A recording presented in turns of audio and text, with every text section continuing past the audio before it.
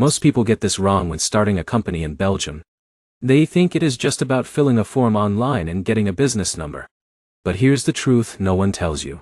In Belgium, one small mistake in your legal structure or registration process can delay your business for months and cost you thousands in corrections. And if you are watching this, you are probably planning to start a business in Belgium in 2026. Maybe you are an international founder. Maybe you are moving from India, the US, or another EU country. Or maybe you are just exploring your options. Either way, this guide will walk you through everything step by step in the simplest way possible. In the next few minutes you will understand exactly how to register a company in Belgium, which legal structure to choose, how taxes work, how much money you actually need, and the mistakes most beginners make that get them stuck before they even start operating. And stick around, because in a minute, I'll show you the exact company structure that most foreign founders choose in Belgium to save taxes and reduce paperwork legally. Now let's start from the beginning. Belgium is one of the most business-friendly countries in Europe, especially if you want access to the EU market. You get strong legal protection, stable banking, and easy access to neighboring markets like France, Germany, and the Netherlands. But here's the problem.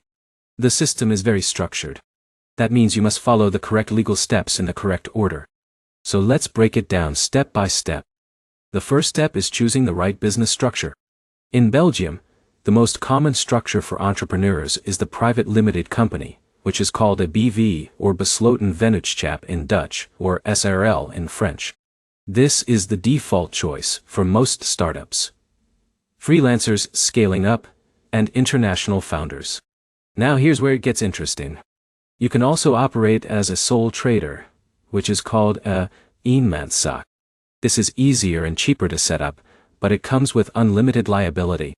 That means if your business fails, or gets sued, your personal assets are at risk. So imagine a person named Alex starting a small consulting business. If Alex chooses sole trader status and something goes wrong financially, Alex is personally responsible. But if Alex chooses a BV structure, the company is separate from personal finances. That separation is the biggest reason most people choose BV. But here's the catch. A BV requires more setup steps, more legal documentation, and usually a notary. Now before you get overwhelmed, don't worry. I'm going to simplify everything so you can follow it easily. The second step is preparing your business plan and financial plan. In Belgium, especially for a BV, you need to show that your company is financially viable. This is called a financial plan, and it is mandatory at incorporation. This is where most people fail. They underestimate this step and submit weak plans. Then the notary rejects it, or banks hesitate to open accounts. A good financial plan includes your expected revenue, your expenses, your startup capital, and your projected cash flow for at least 2 years. For example, let's say Jake wants to open a digital marketing agency in Brussels. Jake would estimate monthly clients, advertising costs, software subscriptions, and salary expectations. The goal is not perfection. The goal is realism. Now here's the important part. You don't need to be an accountant to do this. But you do need clarity. Because this document is legally important when forming a BV. Now let's move to step 3, choosing your company name and checking availability. This sounds simple, but there is a hidden issue here. In Belgium, your company name must be unique and compliant with the Crossroads Bank for Enterprises database. If your name is too similar to another registered company, it can be rejected. So before you get attached to a brand name, you need to verify it. For example, if John wants to register Eurotech Solutions, he must first check if that name already exists or is too similar. If it is, John will need to adjust it slightly, or choose a new brand identity. Now, here's where it gets interesting. Many founders actually secure domain names and social media handles before finalizing legal registration. This avoids branding issues later. Once your name is ready, you move to the next step. Step 4 is working with a notary. This is a key difference between Belgium and many other countries. To register a BV, you need a notary to draft and validate the incorporation deed.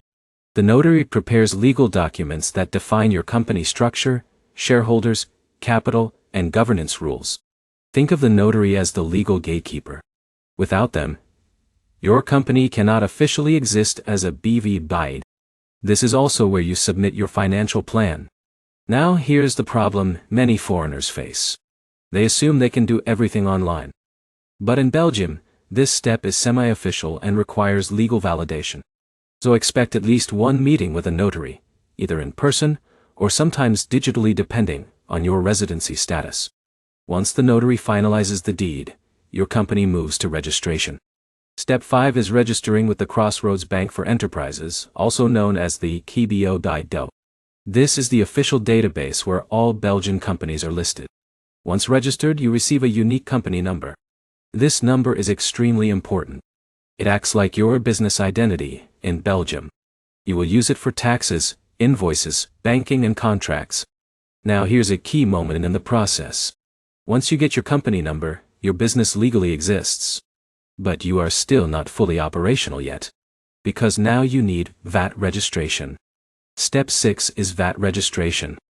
In Belgium, most companies must register for VAT unless they are under a specific exemption threshold. VAT is a tax added to goods and services. Once registered, you charge VAT on invoices and later submit it to the government. For example, if Alex runs a consulting business and charges €1,000, VAT may add an additional percentage depending on the rate. Alex collects it from the client and later reports it to tax authorities. Now here's where many beginners get confused. VAT registration is not optional for most active businesses. And if you forget it, you can face penalties. So this step is critical. Next comes step 7, opening a business bank account. Every Belgian company needs a separate business bank account. This is mandatory for financial transparency.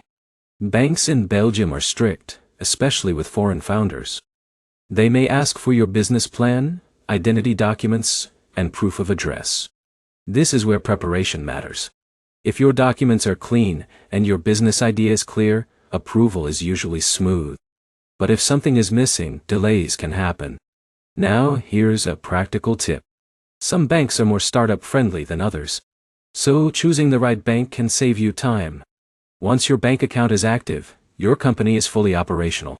But there is still one more major step most people forget. Step 8 is Social Security and Insurance registration. If you are self-employed or a company director, you must register with a social insurance fund. This ensures access to healthcare, pension contributions, and legal compliance. Many new entrepreneurs ignore this step until they get fined. So do not skip it.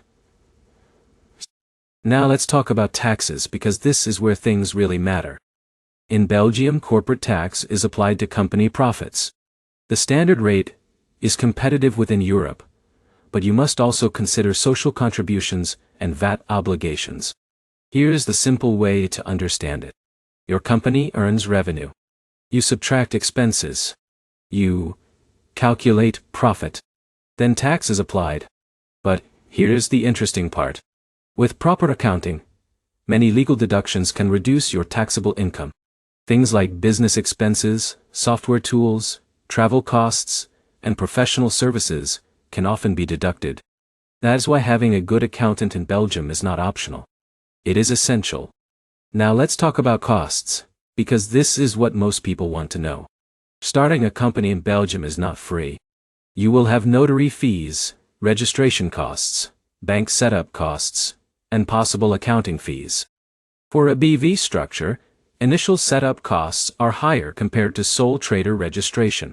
But in return, you get limited liability and stronger credibility. Now here's a retention moment for you.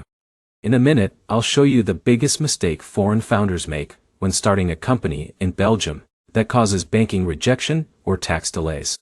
But first, let's talk about common mistakes. One major mistake is underestimating legal documentation. Many founders rush the process and submit incomplete financial plans. This slows everything down. Another mistake is choosing the wrong structure. Some people start as sole traders just to save time, then switch later. But switching later can create tax complications. Another mistake is ignoring language differences. Belgium has Dutch, French, and German administrative systems, depending on region. So documentation can vary. Now here's the big one. The biggest mistake foreign entrepreneurs make is not aligning their business activity with their legal structure and bank profile. If your business description does not match your financial plan or bank application, banks may flag your account for review. This alone can delay operations for weeks. So consistency is key. Now let's simplify everything into a clear flow so you can remember it easily. You choose your structure. You prepare your financial plan. You select your company name. You work with a notary. You register your company. You activate VAT. You open a bank account. You register for Social Security. And then, you operate legally. That is the full system. And once everything is set up, Belgium becomes a very strong base for doing business in Europe. You get access to EU markets, strong legal protection, and a stable economic environment. Now let's talk about timelines. On average, if everything is prepared properly, company formation in Belgium can take a few days to a few weeks depending on complexity, notary availability, and bank approval speed. Foreign founders sometimes take longer, but most delays come from documentation issues, not the system itself. So preparation is everything. Now let's wrap this up clearly. Starting a company in Belgium in 26 is absolutely possible for both locals and international founders. The process is structured, but not complicated if you follow it step by step. The key is choosing the right legal structure, preparing your financial plan properly, and ensuring your documentation is consistent across all applications. If you do that correctly, you avoid most problems and set your business up for long-term success in Europe. And here's the final takeaway. Belgium rewards preparation, not speed. The more careful you are at the start, the smoother your business journey becomes later. If you found this helpful, like this video, drop a comment with your country and business idea, and subscribe for more step-by-step guides like this. This is exactly the kind of clarity most new founders need before starting in Europe.